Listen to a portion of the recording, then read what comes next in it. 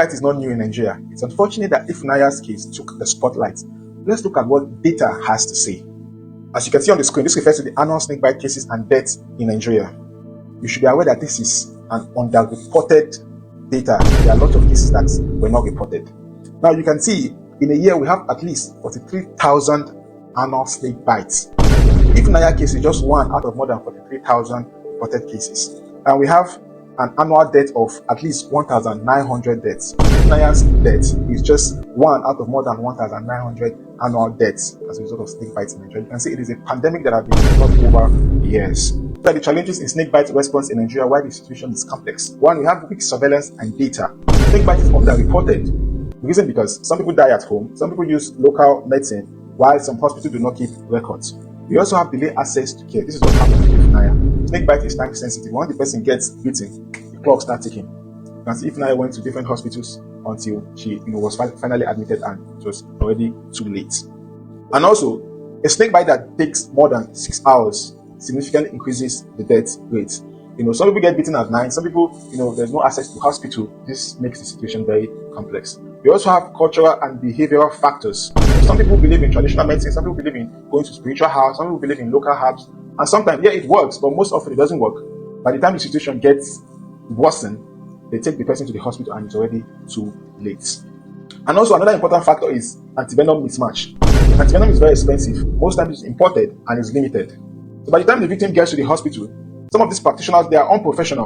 They've not treated somebody with snake bite before, so they don't even know how to attend to the case. This has led to so many deaths. Or they give the person the wrong venom. How it works is that when the person gets bitten, the person needs the antivenom of that particular species to survive. So if you give the person the wrong species, or the wrong antivenom, the person dies. The situation is very complex. And one of the most important factors I want to emphasize on is policy neglect. See, while they fund HIV, there's funding for malaria, snake bites has limited funding. Our leaders do not pay attention to snake bites. It has been neglected over the years. There's limited funding. And I used to tell Nigerians, education and research is very important. See, no country developed without education and research. Because there are a lot of snake species in Nigeria that is not elsewhere. So if we do not research, if there's no funding to research on the species of snakes in Nigeria, how would they, produce or manufacture the antivenom? It's a big problem. And sometimes we blame our leaders. Sometimes as individuals, we are the cause of all this, pandemic in Nigeria. I know a scientist, a researcher, he's a professor in Nigeria. World Health Organization gave him about 50 million naira to carry out research on the species of snakes in Nigeria. How it is that when you get a species that, it's not known in Nigeria, they create the antivenom. You know what this man did with the money? Go build house. That is the problem. When there's limited funding, and when the funding comes, they use the funding for something else.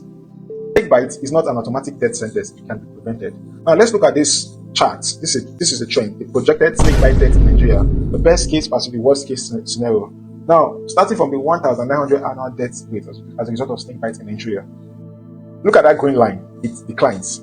If there's improved access to antivenom in Nigeria, it is projected that by 2030, that green line slides below. The annual death rate of snake bites will decline to less than 500 by 2030.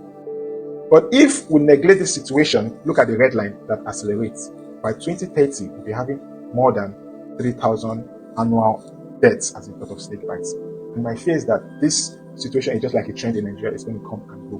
Nothing will be done. So you all will try to protect yourself. Stay safe. You can see the mortality rate in Nigeria is one of the highest in the world. If you live past 48, 49 years, you've survived. There are a lot of ways that will make somebody die in Nigeria. Let's just take your personal life serious. It's very important. I pray God help us, but I doubt it's going to help us. We need to help ourselves. I remain a friend,